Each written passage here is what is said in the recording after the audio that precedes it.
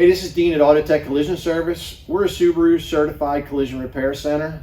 This customer had an unfortunate run-in with a deer with his 21 Subaru Outback. His insurance company currently reimbursed him $695 for this repair.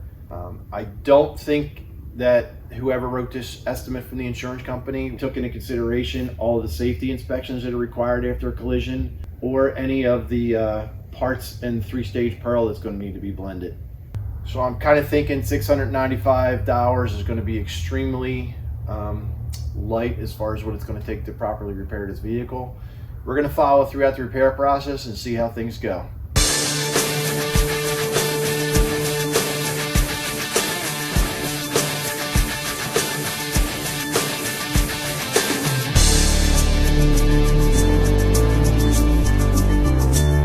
So we're partway into our disassembly process. We have not yet taken the door apart for a blend.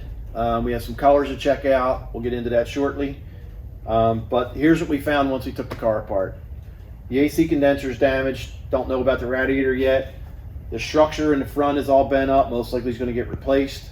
And here's all the parts that no one can really see. You got a pair of headlights are damaged, a pair of fog lights, a bunch of plastic parts. Obviously a fender is going to get replaced.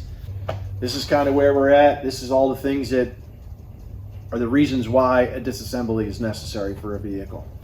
Next, we're going to continue on with our OEM research and doing our repair plan.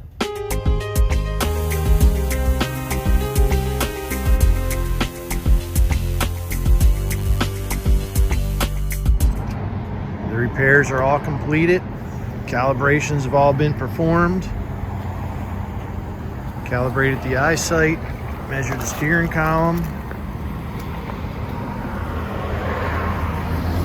Like I say, it started out with a $700 estimate from the insurance company written by a picture. Customer was driving around in an unsafe vehicle.